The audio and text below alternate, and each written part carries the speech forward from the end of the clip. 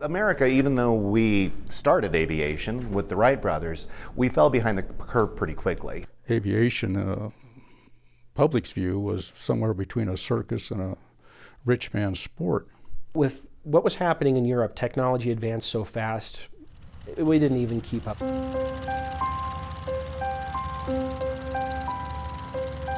Coming out of World War I, Army General Billy Mitchell saw foreign powers beginning to utilize aviation as an essential part of a holistic military approach. So he began to explore ways for the U.S. military to do the same. He was rebuffed by a Congress who didn't see the benefit in funding such grandiose plans. There is somebody back east who was paying a great deal of attention, Otto Praeger, who was the Assistant Postmaster General for the United States Post Office. Well, I think Otto Praeger was also a forward thinker and saw aviation as something that could be later utilized in a more effective fashion, which the airmail certainly did. Once he saw that it was possible to fly aircraft safely across the United States, they decided that this is an opportunity that they just couldn't pass up. Otto Praeger developed a route based on the available aircraft, terrain, and weather. He then solicited communities along the route to build airports to help facilitate his vision. The post office didn't have any money, so he relied on the goodwill of local municipalities to establish airports. Praeger targeted Cheyenne as an essential part of his proposed route. Its surrounding topography had proven favorable for the Union Pacific Railroad route, and for similar reasons, it was ideal for the airmail route as well. City fathers, the Union Pacific Railroad, Laramie County, and others decided to use an airfield that was approximately 1 mile out in the middle of nowhere north of the Capitol building that was owned by the city that should be used for an airfield. And that's the location of the airfield that we have today, and that's where it was originated. Once the route was established, Praeger and the post office were able to measure their success by the time it took to deliver mail from one coast to the other. Their main competition, the railroad, was the standard they were racing. It took a train almost 3.5 days to go from New York to San Francisco. When the mail service finally got established on a regular basis, you could go from San Francisco to New York in 29 hours. And of course, that was extremely valuable for businesses, banks, other people that had high priority mail packets that needed to be transported. With the limitations in technology during the early days of the transcontinental airmail system, Congress was convinced that using the railroad to transport mail was more reliable than the airmail. In early 1921, they threatened to cut funding for the airmail, but Praeger wasn't ready to give up just yet. He planned a demonstration of the time advantage airplanes offered by flying mail from coast to coast on a cold night in February. In 1921, pilots still used landmarks to find their way. Flying at night was extremely hazardous. So they came up with this idea. All along the route, they got the post office to try and find employees, volunteers, farmers, ranchers, what have you. And what they would do on this night of February 22nd, they convinced these people to take their automobiles, leave their headlights on, pointing in the direction of the Union Pacific Railroad tracks, or east and west, so that a pilot up in the sky would be able to see these things. The test proved to be a difficult one. Storms all along the route threatened the brave pilots and their mission. Frank Yeager flew the section from Salt Lake City to North Platte, Nebraska, testing his skills as he battled the rugged, storm-filled skies of Wyoming. And Frank Yeager lands at North Platte, and here is Jack Knight waiting, and the storm is brewing and getting worse all the time.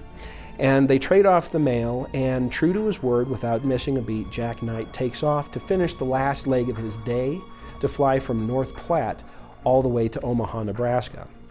Well, when he gets to Omaha, Nebraska, about 8 o'clock at night, the weather is giving a little bit of a break there, but it's so bad all around Omaha that the pilot that was waiting for the airmail at Omaha refused to go any further. He thought it was far, far too dangerous.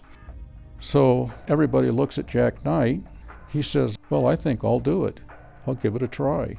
And he says, I need a coffee and cigarette, and you got any map around here?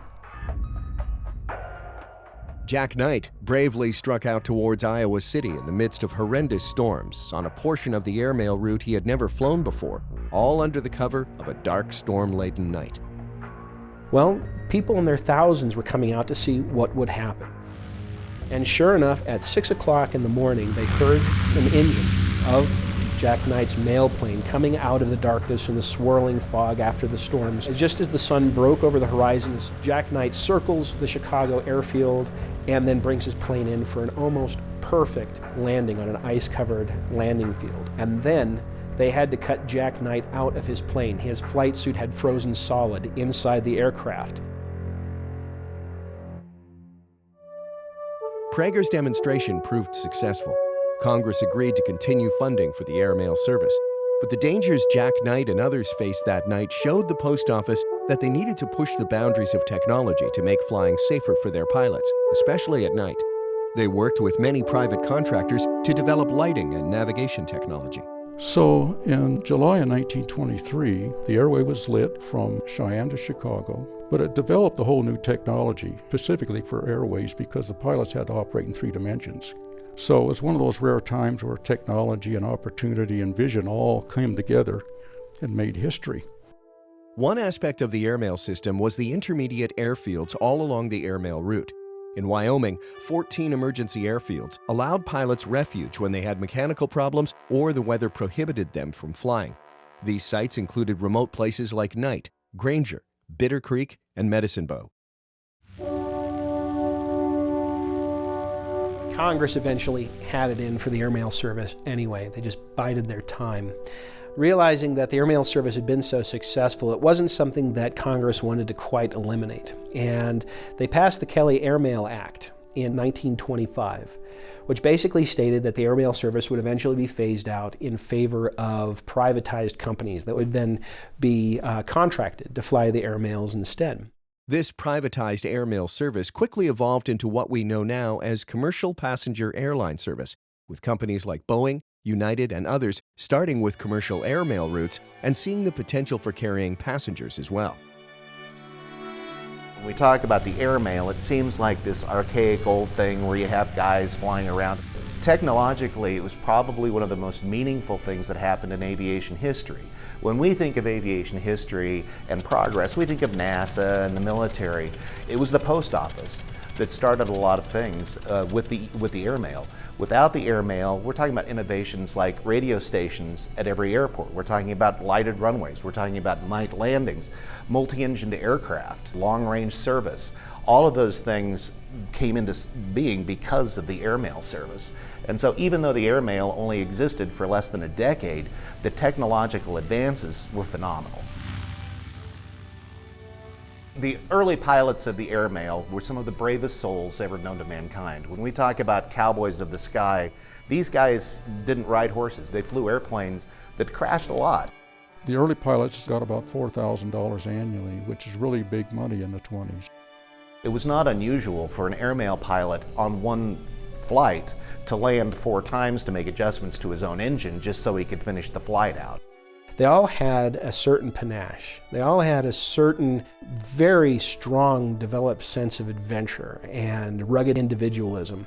Very daring aviation pioneers. These guys are the epitome of a modern version of the rugged individual that Americans seem to hold in such very high regard. So yes, I think that, having the same spirit, cowboy attitude about trying to get it done is exactly the way they flew.